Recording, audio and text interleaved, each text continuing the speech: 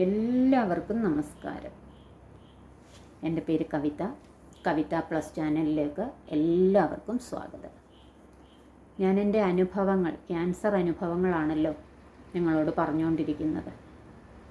ഇന്ന് അതിൽ നിന്ന് വ്യത്യസ്തമായിട്ട് ഒരു മോട്ടിവേഷൻ കഥ പറയാമെന്ന് വിചാരിക്കുന്നു. പരീക്ഷിത്ത് രാജാവിൻ്റെ കഥ എന്നെ ആകർഷിച്ച ഒരു കഥയാണത്. 18 പുരാണങ്ങളിൽ ഏറ്റവും ശ്രേഷ്ഠമാണ് ശ്രീമദ് ഭാഗവതം. അതിൽ ഭഗവാൻ ശ്രീഹരിയുടെ അവതാര കഥകളിലൂടെയും ഭക്തന്മാരുടെ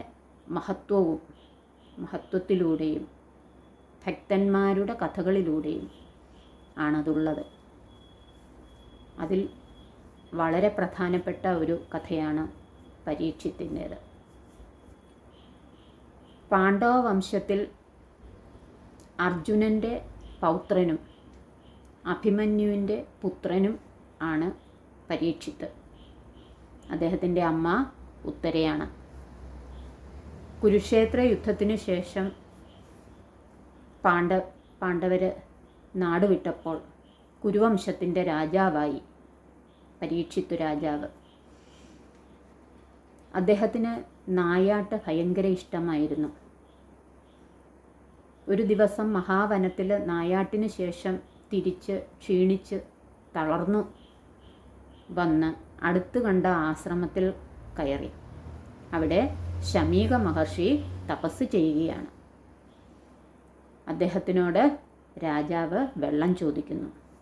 തപസ് ചെയ്തിരുന്ന ആ തപസ്സിൽ ധ്യാനത്തിൽ മുഴുകിയിരുന്നത് കൊണ്ട് മഹർഷി അത് കേട്ടില്ല.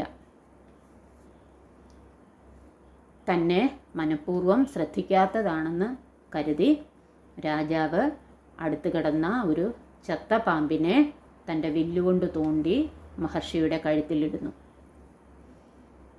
രാജാവ് എന്നിട്ട് അവിടുന്ന് പോകുന്നു. കുറച്ചു കഴിഞ്ഞ് ശമീക മഹർഷിയുടെ മകൻ അവിടെ എത്തുന്നു. അദ്ദേഹം അച്ഛൻ്റെ ദേഹത്ത് കിടക്കുന്ന ചത്ത പാമ്പിനെ കണ്ട് രോഷാകുലനാകുന്നു. ആരാണ് തൻ്റെ അച്ഛനെ അപമാനിച്ചത്? ആ കോപത്താൽ ശപിക്കുന്നു.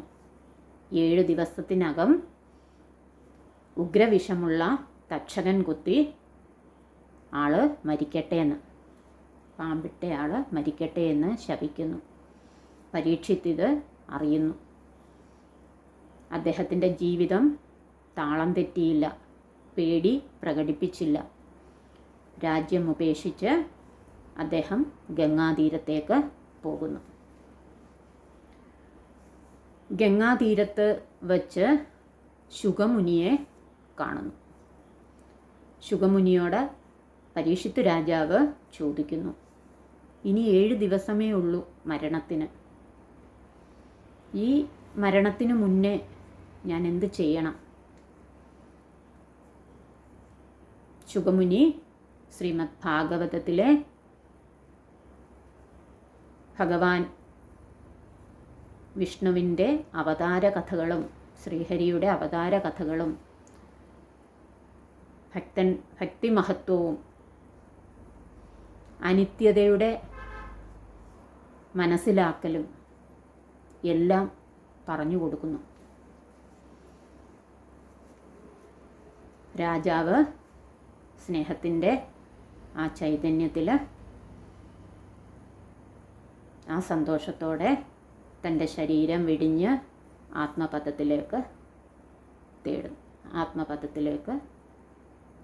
പോകുന്നു. ഇവിടെ നമ്മൾ മനസ്സിലാക്കേണ്ടത്, ഒരു 7 ദിവസമേ ഉള്ളൂ മരണം. 7 ദിവസം കഴിഞ്ഞാൽ ഉടനെ മരണമാണ്. അപ്പോൾ അതറിയുമ്പോൾ നമ്മുടെ ബന്ധുക്കൾ, നമ്മൾ സമ്പാദിച്ച സമ്പാദ്യങ്ങൾ എല്ലാം ഉപേക്ഷിക്കുന്നു. അവിടെ സത്യമായിട്ടുള്ളത് ആത്മാവ്, ഭക്തി, ശാന്തി, ഇത് മാത്രമാണ്. ആത്മാവ് എന്ന് പറഞ്ഞു കഴിയുമ്പോൾ അത് ശരീരമല്ല, മനസ്സുമല്ല. ശരീരം നശിച്ചു പോവും, മനസ്സിൽ ചഞ്ചലതകളുണ്ട്, ആത്മാവ് സ്ഥിരമാണ്. അത് മനസ്സിലാക്കാൻ നമുക്ക് പാടാണ്. അനുഭവങ്ങൾ വരുമ്പോഴാണ് നമ്മൾ ഓരോന്നിനെക്കുറിച്ചും പഠിക്കുന്നത്. ഭക്തി, മനസ്സിൻ്റെ ശാന്തത, അത് പ്രധാനമാണ്. മരണം മുന്നിൽ കണ്ട് ആ ഭഗവാന്റെ കഥകളിലൂടെ കേട്ട് മോക്ഷം പ്രാപിച്ച പരീക്ഷിത്ത് രാജാവ് നമുക്കൊക്കെ ഒരു ഗുണപാഠം തരുന്നുണ്ട്. എന്നെ ആകർഷിച്ച ഒരു കഥയാണ്. ഞാനതൊന്ന് ചുരുക്കി പറഞ്ഞു.